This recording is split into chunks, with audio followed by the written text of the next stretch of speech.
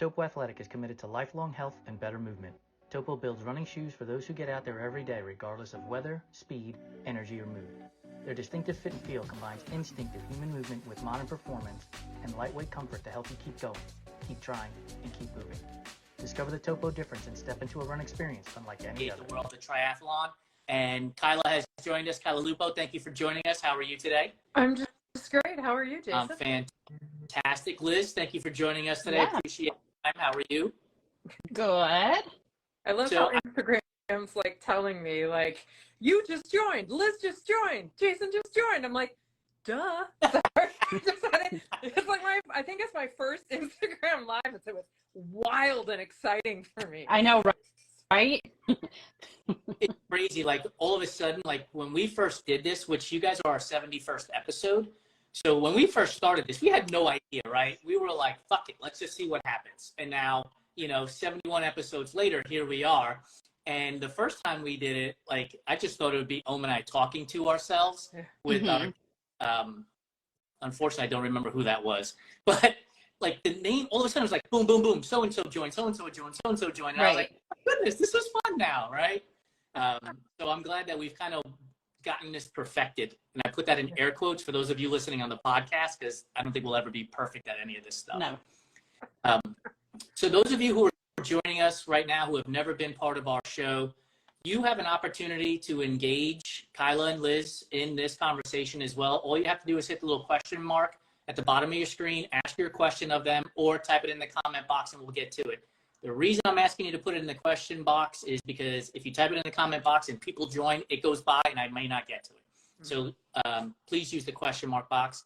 If you have to drop off, don't worry. It'll be live on our feed when the show ends, and then it'll also be live on our website within a couple, 3 days. In addition to that, it'll be on our podcast hopefully by next Monday. Ohm isn't joining us today because he just finished Oregon 200 and he might be tired, so he can't do his job and get the podcast live right away. So, but we'll see. Just a smidge tired.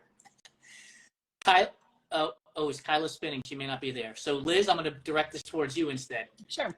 Green room component, you guys were laughing really hard about how you met. So I would love for you to share that story about how you met both virtually and in person, if you don't mind. Sure. Well, I will do virtually and then I'll let Kyla tell the in person. So what was it? It was pre-COVID. So I think it was 2019. I was interviewing coaches because the girl that had coached me with my first half Ironman left the industry. She's an amazing data scientist and a future author. So she didn't have the capacity to take on coaching because I think she was also at school at the time. So I started interviewing coaches and threw out a message into the Athena Facebook group, hey, looking for an Athena coach, a coach that can understand Athena athletes. We're built a little different. And everybody was throwing names out. And there was one woman that was local. And then there was one woman that was in Florida. Kyla. So I interviewed with both. I had a great conversation with both, and I had a great conversation with Kyla. And she said, I love your energy. If you ever decide to coach, come find me. And I'm like, okay. But I am going for the other coach. So I didn't hire Kyla for the triathlon, but in my defense, or for the other coaches, she had a local team and I was hoping to train with them, but I think because then it was after COVID, so it was 2021. It was after COVID because she really wasn't doing in-person training, so I was hoping to get more of that in-person community because at that time I needed help being accountable for those long bike rides. Yeah. And then I also, my friend got injured, so we ended up not doing the race. But then COVID happened. I was in a period of transition and I've gone through a lot in my life and I felt like and one of the things I love doing is coaching, whether it's, various aspects of nutrition, sports, or in my professional or my day job. So I reached out to Kyla and said, hey, I think I want to be a coach. And we kind of walked through the process. And, Kyla has been such an amazing mentor with me of do what it takes to be a coach, because I think there is the knowledge aspect of it. I bring knowledge from my years of being in endurance sports. I started in the sports in 2006, but also there's a soft skill to it, and also kind of embracing Kyla's magic method, I guess I could say, or just like her, her because she calls herself the the triathlon magician. So just embracing that and helping our athletes. So I'll have Kyla talk about how we met in person, because I think it's a funny story too, because the whole team was in on it. Oh, Yeah. Oh, that's right. Here's what I'm gonna add. Liz came back to me so much faster than she thought she would. Yeah. And that I thought she would. And I was like, not ready for an assistant coach, even remotely. None of the things had happened that I thought would happen before I hired an assistant coach, but I had promised her that when she was ready, and so we, on my side, I was just flying by the seat of my pants, but it was great. Liz is an amazing addition to our team. So Liz was going to do the St. Anthony's Tri, which is in Clearwater, St. Petersburg, Florida, which is like 3 hours from where I live. And so I asked if I could referee the race, because it's a fantastically run race. And one of my things I do in triathlon is I'm a certified race official with USA Triathlon. So I asked if I could do the race. They needed 10 referees. They're like, sure, come on. I'm like, great. I get to go there. They pay for my hotel. I get paid a little bit. This is fantastic. So I started telling the team, I'm going to surprise Liz. So we're the day before the race, and they're doing the race briefing, and we just missed each other by a minute maybe. And so the surprise was up, and I texted her. I was like, hey, where are you? And she's like, what? I'm in here. And I was like, I'm here too. And she's like, what? So they were she and her race friends were going out to dinner, and I was going out with all the referees, and so whatever. So when I saw her we met each other in the morning, and she for 30 seconds, and she was like, yeah, I just looked for the State Farm representative with blue hair, because we wore red shirts and khaki pants. And so we hugged for 10 seconds, but I was working, and so I had to really focus. So after the race, I sort of was stalking her around St. Petersburg to see hey, where are you? And they came back to the hotel, and she's like, I'm so tired. I'm like, it's so great to meet you. And we have this picture of the two of us, and I'm big smiles, and Liz is just trying to muscle through it. You can tell that she's just exhausted, the little salt streaks, because it was a hot day. And oh my gosh, but that street corner in St. Petersburg, where we got to hug for real and spend a minute, it was great, because it was we had known each other forever. So yeah, it was beautiful. The story that Liz tells about you saying, hey, come back to me when you're ready to coach, reminds me of somebody we both know, which is, I talked to Michelle Lake last week, and she used a phrase in the interview, grow who you know. That has not left my brain for a moment. Yeah. So was that kind of something that you had talked to Michelle about? Did you even know Michelle at the time before you made that statement to Liz about, hey, when you're ready to coach, come see me? I just started working with Michelle about 5 or 6 months ago. Oh, okay. The fact that she and I circled in the same circles when I lived in Northern Virginia, we just never met. I remember talking to Liz and seeing in her genius, and knowing that she was going to come back to coaching because her heart was in that. Yeah.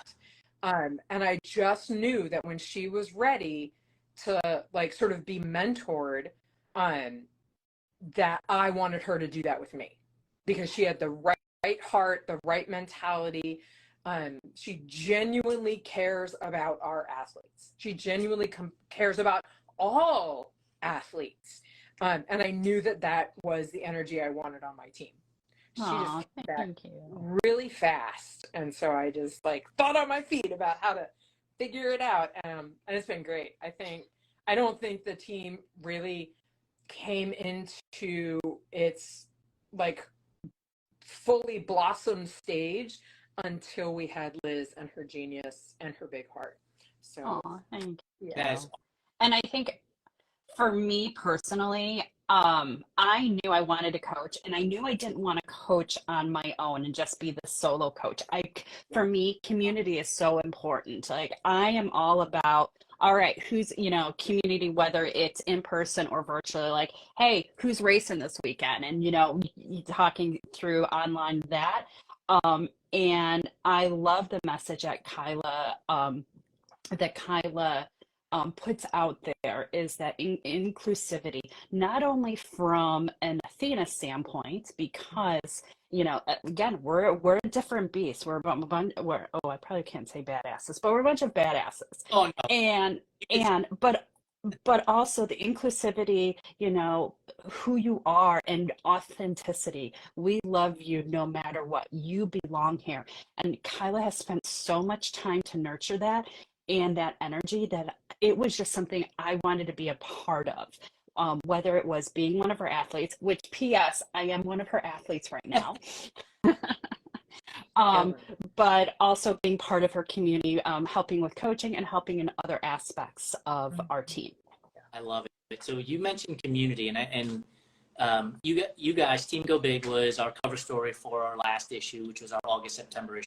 So for any of you who are not on Threads, you can go there very easily. I just posted the link over on Threads, and you can find the story there. But one of the things that, I don't know if I've told this story often, but we drop our digital magazine to our newsletter subscribers.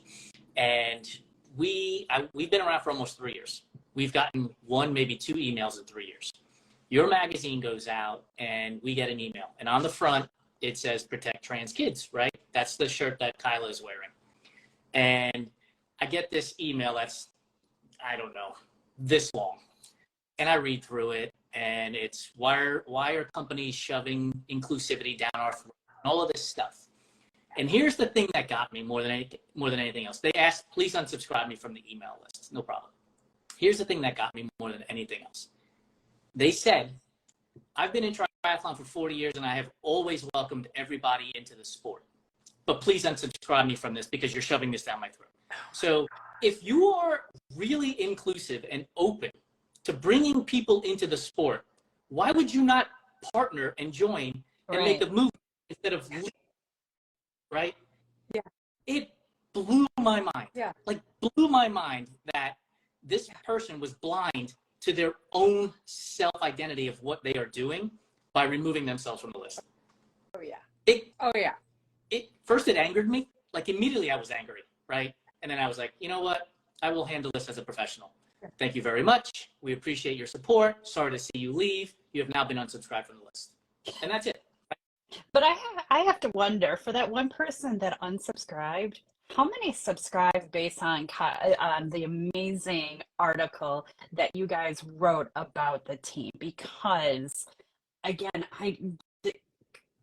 it's still to this day, and I think we've been working together, for a couple of years now, Kyla, that there isn't another group I have come across that has this much inclusivity or vocalizing inclusivity and community. Because we have athletes that are off training with another coach or another plan, but they pay to be a part of our community. Yeah.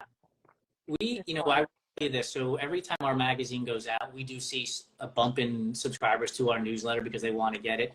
But from that August-September issue up until today, for argument's sake, we've seen more people subscribing continuously as opposed to all at one time and then stops, right? Mm-hmm. That's really cool. It's awesome. Stinking cool. And here's the best part. Because every time somebody subscribes, they get a welcome email. And so when we drop a new magazine, we've replaced the old magazine with the new one. And so for the last 2 months, every person who has subscribed to our newsletter has gotten that issue. Nice. And look, people always wonder, how do companies do all of this stuff, technology? How do they know to put an ad in front of me? Because we're giving away information for free. Yeah. And so we can see on the back end people who have subscribed and unsubscribed, right? Yeah. And we have yet to see somebody subscribe, get the welcome newsletter, and unsubscribe, right? So the people that have subscribed in those 2 months, in these last 2 months, have stayed with us. And so you see that. And so I'm going to plug us in for another thing that we're doing. So this upcoming month, our September 15th newsletter drops. We are going to have on the cover I Try, which is an all-female triathlon group on the eastern end of Long Island. They've awesome. They've been featured on the Kelly Clarkson show. I talked to they're a nonprofit, so I spoke to their president a number of times. We're going to be doing some really cool things with them. So subscribe to the newsletter and make sure you get the next issue when it comes. And you'll get the Team Go Big new cover story with it right now too. So we're pretty excited about that. And I appreciate you guys talking about this whole inclusivity component to who you are.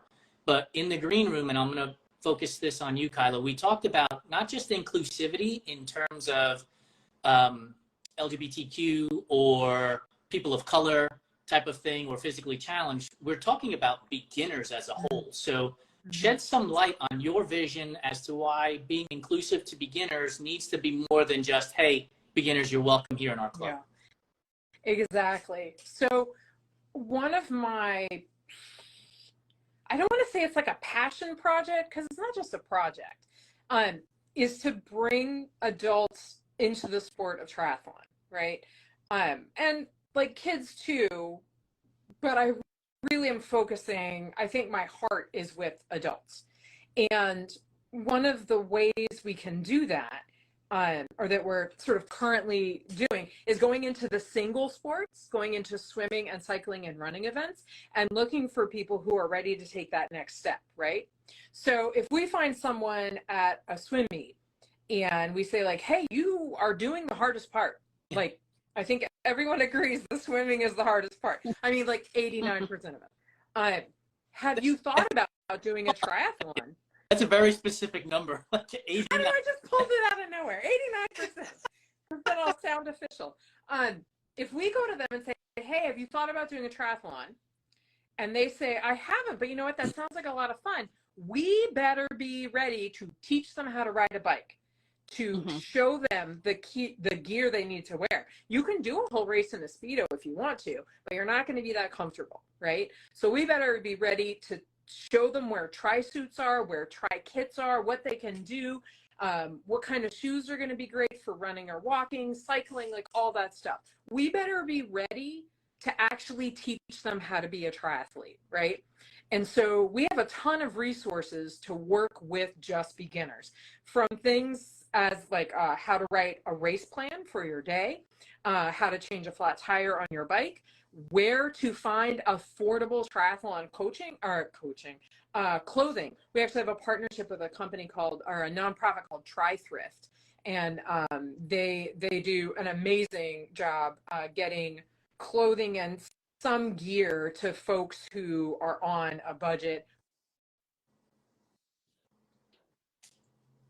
You're me. So not only can we open the door for every single person to do a triathlon by being that incredibly radically inclusive team that's not really going to turn anyone away, right? But we have to be able to back that up by saying, we're actually going to teach you how to do that. There is no dumb question, period. And we have an amazing community of athletes that have completed ultra triathlons that have never started a triathlon. We have wildly amazing, wildly diverse experience in distances. We have endurance swimmers, we have endurance cyclists, we have endurance runners. There's everyone in our community. So there is literally no dumb question you can ask. I don't know how many times we have all answered the question, what's a great sports bra? And we all know we've answered that question 27 times. And every time someone brings it up, no one says like, hey, go look in the Facebook group or blah, blah, blah, blah, blah. It starts a really great conversation about really great sports bras. Same thing with, we just started one with sunscreen, even though I know it's sunscreen, and jellyfish protectant. And then what was someone was talking about bike saddles. We've talked about all these things multiple times before, but no one ever says, hey, go blah, blah, blah, blah, blah. like either they'll drop the link to the Facebook thread in our group that we have, or everyone just starts chiming in anyway. So they're creating that kind of place where people can come in and feel stupid and then not feel stupid, because we immediately dispel that.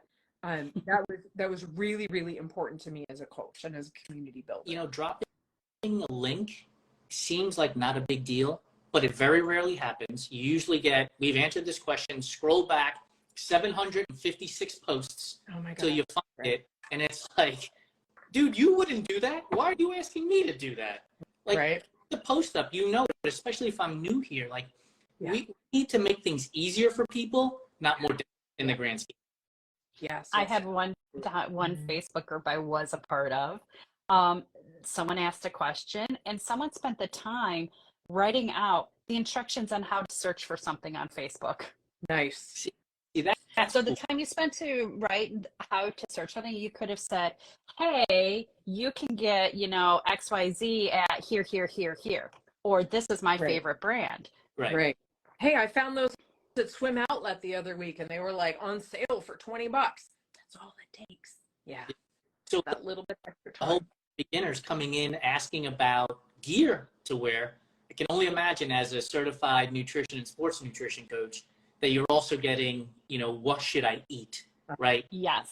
For a race, the day, what do I eat during an event? What do I eat after an event? So what's your approach? Because that's a question, honestly, that people have been in sport like myself for 15, 16, 17 years are still asking, right? Because our bodies constantly. So how do you take that? What's your approach to answering that question? Because it's also individualized. Right. It's very individualized. And so a lot of the information I have pulled from my learnings and my trainings and utilizing what the USAT has put together using the athlete's plate. Because I think the big thing is that people feel like I have to eat a certain way as an athlete. Shoot, no, you don't. Shoot, I had Taco Bell for dinner. Crazy day, and you know, I need some carbs because I got speed work tomorrow morning. So it's damn, she called me out. But there's that, and also teaching the athletes, you know, what you want to look for. So we have done in our team meetings, we've done talks about like what to eat before a race. You know, the whole idea of carbo loading, like the whole joke about Michael Scott, the famous the 5K for rabies, and you know, carbo loading with pasta, and that's not necessarily what you need to do. And so we've talked about that, but it is very individualized. And I do offer to our team members one-on-one coaching as part of their package to do an assessment, talk about how to eat, what they can do. It's not necessarily a meal plan or this is what you need to do to lose weight to get fast. It's nothing about that. It's like, hey, you want to add in some more complex carbohydrates because you're hungry midday. So maybe, you know, have some brown rice with your chicken stir fry you had for lunch versus white rice. It's those very simple. And we also talk about, you know, what are things that work, and this is where we go back to community, coming in with ideas, you know, people coming in with ideas that have trained with whole food versus sports nutrition items like goo and gels and chews. And then we also do, it's always in the race plans and what we teach our athletes, nothing new on race day. As much as you are training, you're training your body for the distance, you're training your stomach for that. And Jason, like you said earlier, your body has changed. What I used to use when I did my first half Ironman doesn't work today. So I've had to switch it up, and I've been working through that. And it took me, you know, a couple tries to figure out what is that magic combination that's going to work for me. And it works for me. And I can give a suggestion saying, hey, Huma gel works really good because that is closest to natural food, but it might not work for someone because they prefer to use whole foods, or someone just, I don't like the taste of it. So it's all individualized, but we always, community, the one going back to the community is that we bounce ideas off of each other, and we always, you know, share tips and tricks. So two things. One, like, I'm not going to say my Ironman days are behind me, but it's been a while since I've raced an Ironman. And back then, I was purely liquid nutrition. Like, it was just easy when you're on the bike to just drink all your calories and take a gel while you're running, right? It's really super easy. As an ultra running 100 miles, 200 miles, like, I'm eating food, right? Like, literal food. Like, at when I did Cocodona, I asked my crew, make sure you get me Impossible Whoppers at this aid station or whatever it was, so that I could actually, because there's no way on God's green earth I'm going to eat a 180 pack goo for what amounted to 4.5 days. Like, doing that every 30 minutes was just never going to happen. So also understand the sport that you're in. Yeah. And I would say this, if you're a beginner and you have all these questions, whether it's about gear or nutrition, join this team. And the reason why I say that is because I dealt with disordered eating when I was racing, you know, a number of years ago, where I was always of this belief, well, I need to weigh X amount so that I can propel myself forward faster and blah, blah, blah, blah, blah. And then, you know, 9, 10 o'clock at night, I find myself in the pantry shoveling donuts into my face because I'm starving, right? And it's not good to try to fuel your body in that way when you're training. I was training 15, 20 hours a week, and it's ridiculous. So if all of this stuff seems uber complicated, this is the kind of place you want to go. They're going to make it easier for you to understand the gear that you need and the food that you should take and why you should take it and when you should eat it. And, you know, like Liz just said, have Taco Bell. It's okay. It's not going to ruin your day. Yeah. I will tell you this, Jason. Why I got into nutrition and why I wanted to study it is I too struggle with disordered eating. I had someone tell me, if you want to get faster, you need to diet. And I did this very extreme diet.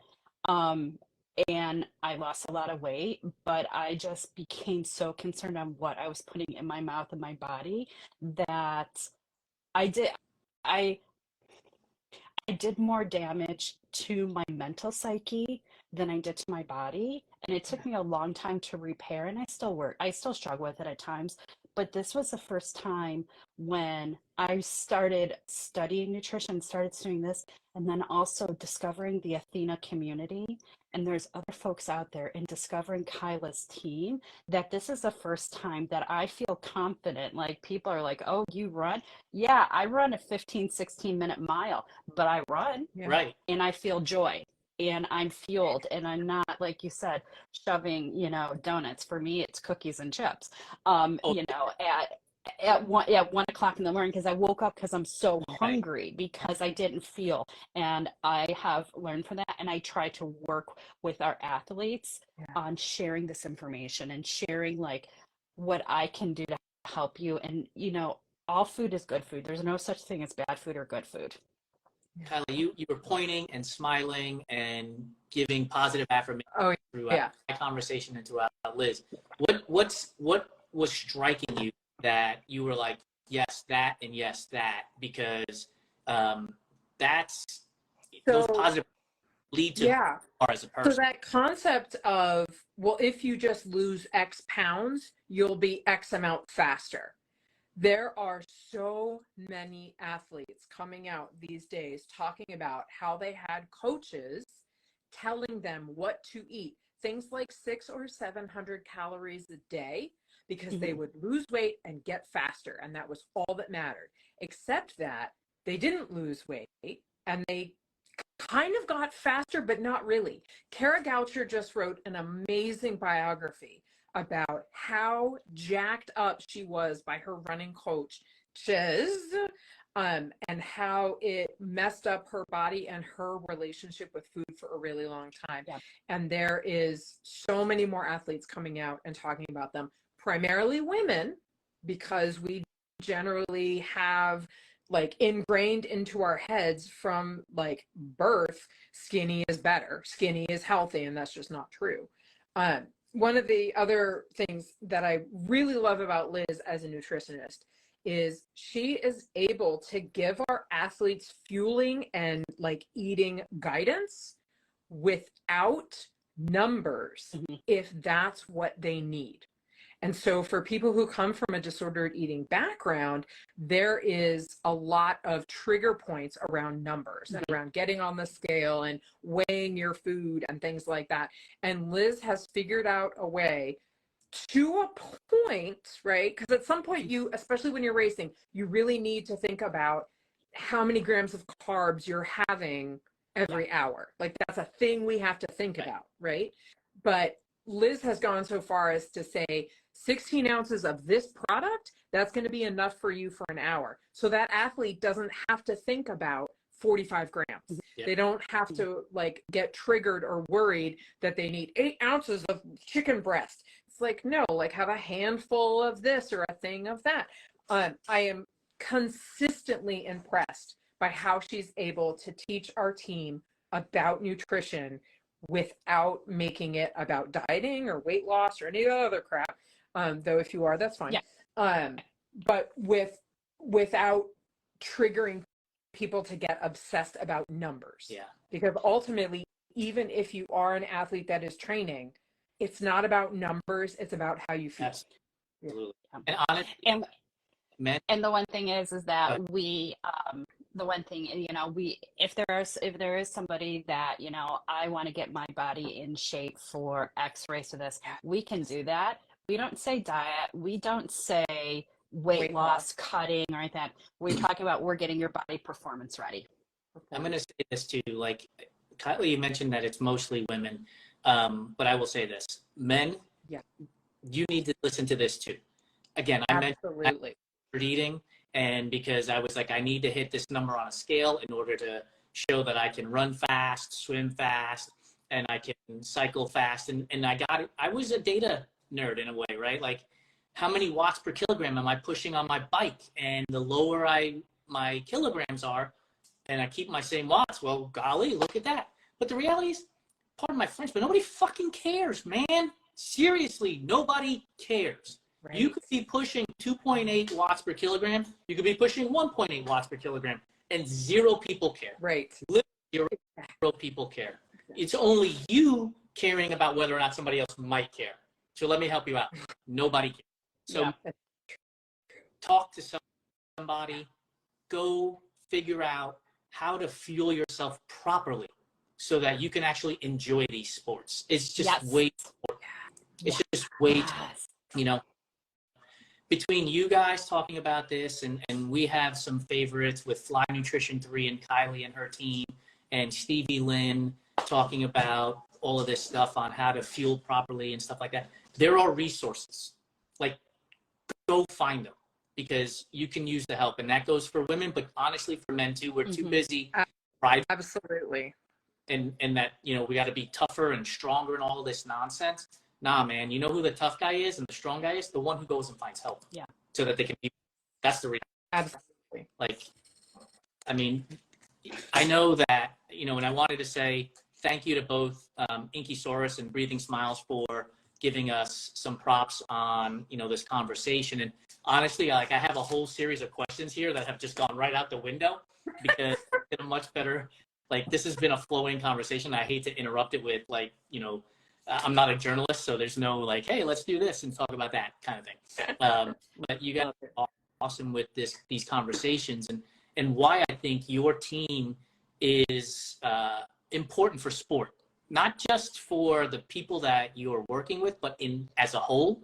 Because anybody who sees this video, whether it's on Instagram, whether it's on our YouTube channel and website, or whether they hear it on the podcast, is going to be influenced by it, and they're going to say, okay, how do I make this adjustment? And how do I make this change so that I can be inclusive, not just of a personality or a person's skin color, but also of them being a very green person to sport in general, right? Like, I think that's so important. And I'm glad that we had our little green room conversation so that you can bring this up. Yeah. So we're getting close to the end of the conversation here. So Kyla, how do people find your team?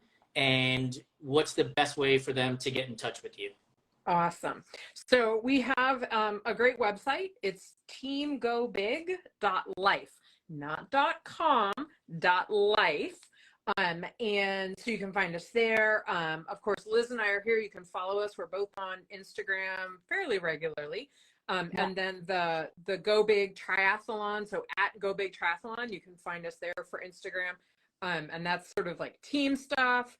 Our separate Instagrams are, of course, sort of team focused, but more personal, more fun. We talk about great stuff. But if you want to learn about the team, teamgobig.life, there is a link on there so that you can get on my calendar and we can have a conversation if you have questions about the team or want to join or all that kind of good stuff. We are currently taking athletes. We're about to get into the season where everyone sort of goes to look for new coaches. That seems to happen in September, October.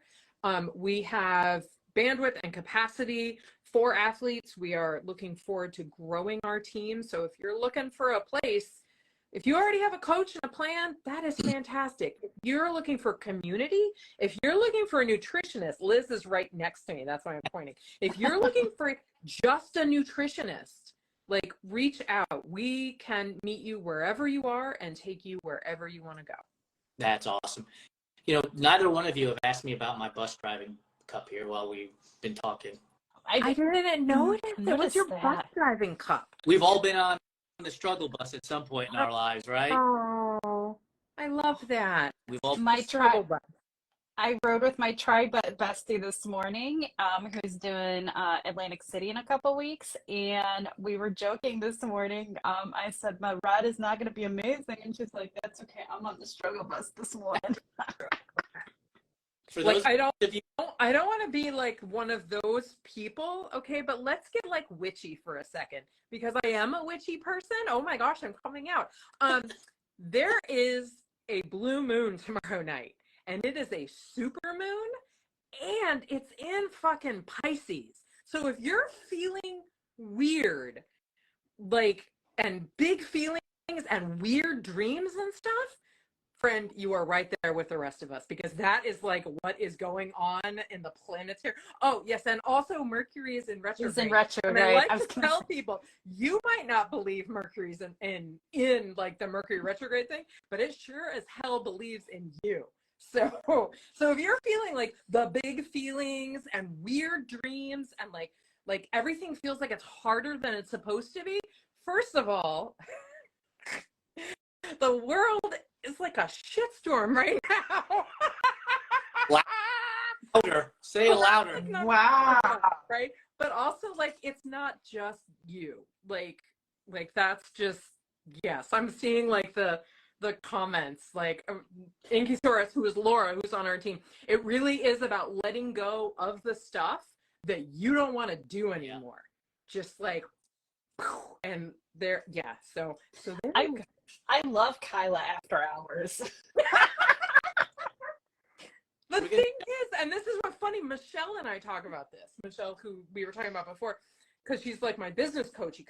She's like, you gotta lean into this magician stuff, Kyla. You gotta lean in to like the crystals and the woo and all the stuff. And I was like, but people will think I'm weird. She's like, your people will find you and they will love you. And I'm like, so okay.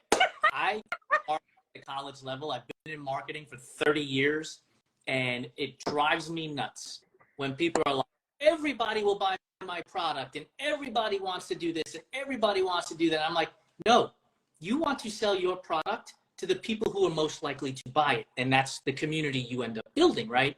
And so don't worry if Joe and Jane on the left side of the world don't buy your product, as long as Susie and Steve in your world are buying your product. So you will find your people. You just have to keep putting that energy out, right? If you start putting out energy that isn't you, you're not going to attract the people that you want to work with. Right. Like, it makes no sense to me. It makes zero sense to me. Yeah. I don't get it. Yeah. We're going to jump into our rapid fire questions, which during the green room it's all about food. But you guys, honestly, are the embodiment of why I started this business almost 3 years ago. Because endurance sports are hard, right? We train hard. We sometimes wake up at the crack of dawn. We're exhausted at the end of a training cycle. We're exhausted at the end of racing. Like, it is really hard to go through this stuff, but it should be fun. And you guys make this fun. Like, I didn't have on my bingo card that we're going to be talking about zodiac signs during this conversation, and yet here we are, right?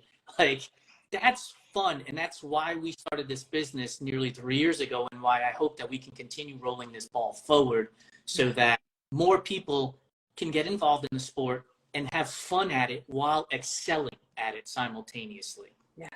Thank you guys for joining us. Again, for those of you who may have just been joining us, this will be on our feed. We'll tag Team Go Big's Instagram account as well as collaborators, so it might be over there too. But you will see it on our website here in a few days, as well as on our podcast Monday or Tuesday of next week. If you go to runtrymag.com, across the top it says Fireside Chats. Just click on that. Every time we have a new one, it's there. Really super simple so that you can get there. Are you guys ready for our rapid fire food debate questions? Oh, ready. I will address. We might lose some friendships here, but that's okay. We're ready. All right, so Kyla, we're going to start with you. Pineapple on pizza, yay or nay? Oh, yes, please. Next, Liz. Okay. Liz, you say yes too? Yeah, oh, yeah, totally. Okay, you guys are making me want to take back everything I just said about how awesome you are. You have to balance it. I like to balance it with like banana peppers or red onions. You need something sort of spicy and tangy to balance it with. But yeah, pineapple and pizza is pretty delicious. Deadpool special, spicy Italian sausage and pineapple. First Deadpool, that was the pizza he delivered. So let me say this. Every single person who has said yes to pineapple on pizza has never said yes by itself. It always needs an accompaniment, which tells you why it doesn't belong on pizza. Like, you can have mushrooms on pizza. You don't need to have mushrooms and spinach. You can have pepperoni on pizza. You need pepperoni and something else. So it's supposed to be the lightning round, but we're Yes. going to have to come back and have this conversation because I know you want to be I fast. think you need to have this for your Friday food fights. Oh, he already had it once. It was hilarious. Oh, I missed it.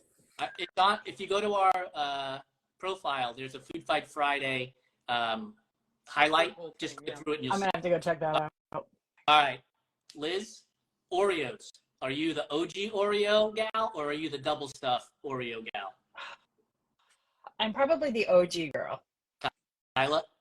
Okay, they make these Oreos that are thin, Oreo thins. That's a that crack. are double That's not a stuffed. cookie. No, they're thins, but double stuffed thins, and it's the perfect balance of cookie and cream. Okay, I just told you I've been marketing for 30 years. Howard Moskowitz is the horizontal segmentation guy. He invented this idea because he would tell people you don't need to create the perfect Pepsi. You need to create the perfect Pepsis, which is like somebody likes it this way and somebody likes it this way, which is why when you go to the grocery store today, there's 37 varieties of tomato sauce, right? And so this is where we're at with horizontal segmentation. And now this double stuffed Oreo thin that I've never heard of before. They're impossible to find. They're impossible to find. They have them for a heartbeat. Ooh, yeah. I should have bought all of them. They're so good. They're so good. Breathing smiles. OG double stuff tastes weird. Yes, thank you. All right, Kyla. Licorice. Yay or nay? No, I can't stand it. Anything with anise in it, I can't stand it. Liz? Well, is it like just black licorice or licorice in general? Licorice in general. Oh, see, yes, love me some red vines. Over Twizzlers then. Yes. Yeah. But I don't feel like that's licorice. I feel like those are just candies. Like that's what's weird because I do like Twizzlers and red vines, but I don't feel like it's licorice. Licorice is black and it's flavored like anise and it's gross and weird. And in Sweden, they have salty licorice. No, it's gross. It's gross. Sambuca is out for anybody who drinks. If you don't like black licorice, Sambuca. I never could get through it. I'd always do a shot with my friend, but I was like, bleh. So. What's to you? Candy corn. Is it a real candy or is it just earwax covered in sugar? Look, come on. Apparently you have opinions. I like candy corn for 3 pieces and then I'm done. Like you just want the 1, taste 2, 3, of it. It's delicious and then I'm done because then it really does start to taste like earwax. Yeah. Liz? No. No. Yes. No. We're going to put this one back on you, Liz. Peeps. No. Is Peeps a candy or is it a marshmallow covered in dust? It's a marshmallow covered in dust. Yes. I'm sorry, I don't Kyla. think it's a candy either. I think it's a marshmallow. It's terrible. And I don't think marshmallows are candy. Marshmallows are whatever marshmallows are. So marshmallows, are you lightly toasting them or are you going charcoal burnt briquette? I like it both ways. No, you have to have an opinion here. We can't do this. So it depends on like how fast I want that s'more. Yes. Am I willing yes. to wait for the slow roast, or do I kind of just want to feast on a marshmallow? Because if you Just burn that fucker. then you can pull the scorched off and eat it, and then do it again, and you can be consistently eating and like roasting. It's Laura says s'mores at my fire pit. We have a fire pit in the backyard, and it's the fire. Walk away, go grab a Coke, come back. It's burnt to a crisp. You peel it off. It's ooey gooey and crunchy all at the same time. I love it. I love it. Peanut butter or nut butter, depending on whether or not you have a peanut allergy. Creamy or crunchy, Kyla? Creamy. Oh, sorry. I have such strong opinions. This again is the thing where I'm like, it's really brand specific. How about that? Like, I like a Jif crunchy peanut butter, but everyone knows that Jif isn't really peanut butter. It's like processed peanuts and sugar. So I like Jif crunchy. But if we're doing like the organic-y just nut butter where you have to stir it every time, that has to be smooth. Has to be smooth. I'm going to start a new business at enduranceathletesfood.com or something. And Yes. This would be so good. This is why the Food Fight Friday has been so much fun. Like, we have gotten people that are typing out paragraphs. This past week, we did pancakes, French toast, or waffles. And, like, people are like, I like pancakes on Tuesday at 6:34 in the morning. It's cloudy out. And it's like, oh my God. That's so funny. All right. This one will go over to Liz again. Red velvet cake. Is that a real flavor or is it just chocolate cake covered in red food dye? You know what? I don't know what red velvet tastes like because I know, Kyla, do not judge me, girl. Do not that face. Because it doesn't taste like anything to me. Is that Then weird? you haven't had real red velvet. But red velvet. Red velvet that is a flavor. It's a because it has real red velvet has cocoa powder in it. And but that's the thing. Like less sugar to flour ratio. Like but was the cake that Dr. J made at that was real red velvet. Okay, that thing that was the beat. Yeah, that was so good. This is how awesome we all shared a house in Milwaukee last summer when we went to Age Group Nationals. And Dr. J, who is a doctor, and her name is Jennifer, she brought homemade red velvet cake from like her great grandmother's recipe or something like that. So and it amazing. Was the best red velvet cake I've ever had. Like, it was so good. Yeah. Yes. I see that Elizabeth says, then you haven't had real red velvet cake. Yeah, obviously. Obviously. I don't know if these are all members of your team, but clearly the Facebook group or wherever you guys chat is going to go off in the next few days. You got to talk about how to eat while they're cycling and get in nutrition. And then there's going to be an eruption about whether or not you've actually ate or consumed red velvet cake in some form or fashion. We always talk about what is your favorite post-race meal. Like, that's one of the things we've used as like topics for discussion, whether we use it as a topic for our open house that we have coming up, or when we did talk about race fueling, we did ask the team, like, what was your favorite post-race meal? Yeah, that's what I'm like. So go ahead and answer it. What was your favorite post-race meal? Yeah. Go ahead, Kyla. For me? Yeah, for you. You get to go first. I love burritos. But honestly, the thing that gets ranked up at the top is pizza. Like, I have to have pizza after a race, even if it's that crappy Domino's that's been sitting around for 4 hours and you could build a house with it because it's like stiff as a board and bricks. Pizza. Yeah. Nice. We always ask that question. So when we had training camp this past year, we had dinner with the pros. We had 3 professional triathletes that came and talked about being professional triathletes. It was awesome. And we asked them all, like, what is your favorite post-race meal? And it was fantastic. It was fantastic. My favorite post-race meal is meal always involves donuts. And so wherever we go for an actual meal, then we always find near the race, we always find the local mom and pop donut shop.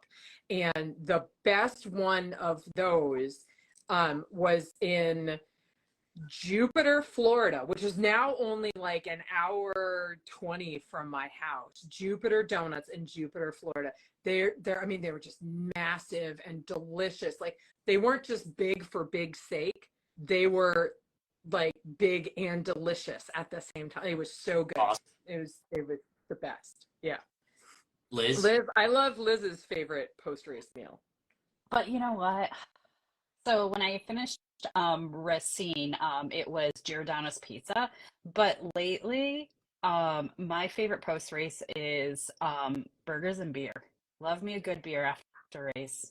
Yeah. I think there was one funny story is that I was doing one of my last long runs before a half marathon, and I finished the run, and I came home and I'm texting and chatting with my husband, and I said, I just want an Impossible Whopper. I want Burger King. And I come home, he's like, so are you gonna go get those Whoppers? And I think I was almost like near tears, like, I don't want to get in the car.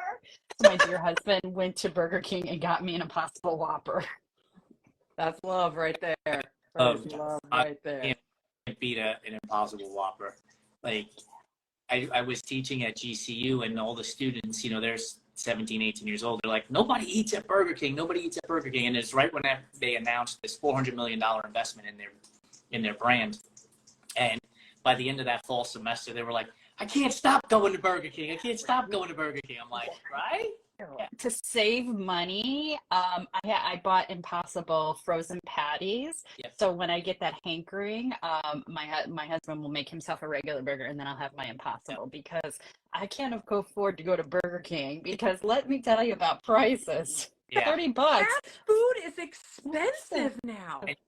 What happened to like 29-cent bean and cheese burritos at Taco Bell, please and thank you? That's like how I fed myself through college. Yeah, it's crazy. And now it's like $2.49. I'm like, what? Yeah, right? What? Crazy. All right, back to our rapid fire. Yes. Liz, ice cream. Favorite flavor is? Oh. Trader Joe's banana pudding ice cream. It is phenomenal. If you love banana ice cream, oh, it's so delicious. Oh, it's so good. Kyla? See, I'd been off ice cream for a while because I'm like, the dairy and the fat together were bothering my stomach. And so I've been like auditioning different ones. And Ben & Jerry's has made some really, really delicious stuff. They're like my go-to. They're my best friends. But I just got at the store yesterday. Johnny Pops is a great brand, and they have an oat milk strawberries and cream popsicle. Ooh. Yeah. Oh. So I'm like, I have to, and only one store. We just got a Sprouts farmers market here, and they carry all the cool stuff. And so I'm like, that's the only place to get it now. Like, yeah. I do like it's a Ben & Jerry's one that's made with almond milk, and it's really tasty, and I can't remember what it is, and I'm gonna remember in like 30 seconds. But yeah, So, they make it go.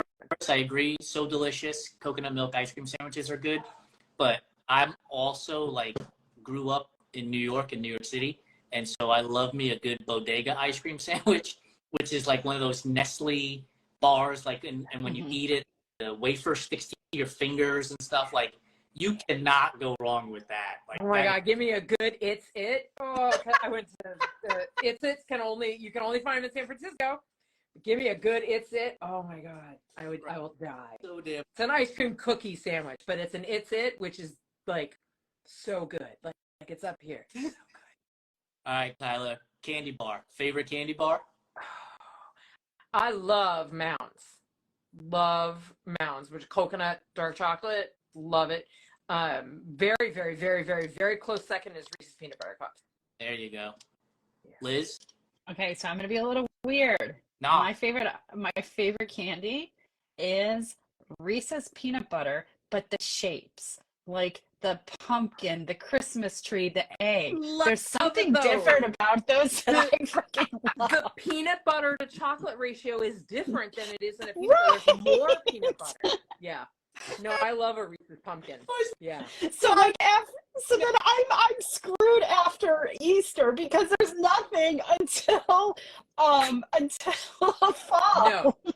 You So the buy it summer. up and you put it in the freezer, and then like every 3 weeks you pull one out. Like it's just I was fully expecting something weird. I was like, oh, a Reese's peanut butter shaped like a Christmas tree is not all that weird. No, it's not. And do you know the story of how John Reese's actually started his company? No. So I won't. I know the funny stories, but not the real. Go to the History Channel, The Food That Made America. It's the greatest series of television you will ever watch. It's phenomenal. Hershey's, Bird's Eye, Post, Kellogg's, like all of these big brands that we know today. But John Reese's has they do a really good story on how he actually came up with the recipe for the peanut butter and why it tastes the way it tastes today. And the reality is it was burnt. Yeah. The food scientist burnt it, and he was like, no, this is fabulous. This is what we're going with. And next thing you know, he's got an empire. It's crazy. It's crazy. Excuse me. Thank you guys so much for joining me. I have had a blast. I look forward to having these conversations with you guys more and more. Everybody go check them out. Kyla Lupo Coach, and see Lizzie Tries on Instagram. Go Big Triathlon on Instagram as well, and gobig.life on their website. Schedule an appointment with them, talk to them, get educated. They are a super welcoming community, not just to everybody in the sense of whether you're a person of color or LGBTQ, but even if you're just like tri-curious, what is it about this triathlon world? Then go and talk to them, and they will bring you in and happily have you there. If you haven't subscribed to our newsletter and want to read their article, subscribe to our newsletter at runtrimag.com. The pop-up will show up. It's not an annoying pop-up. It'll go away. You won't see it again. And then you can subscribe or go to our Threads profile, and I've posted the link there to the magazine there, so you can just download and see it there. Kyla and Liz, thank you guys so much for joining me. Really appreciate the time. Thanks everyone for the great stuff in the comments. I'm just sort of scrolling back and reading on your hilariousness. It's fantastic. I love it. This was awesome. Oh, by the way, I did get a question from Inkysaurus. I will direct message you my answer, and we will have a conversation then. Thank you guys very much. We'll talk to you soon. Bye-bye. Bye, everyone. Bye.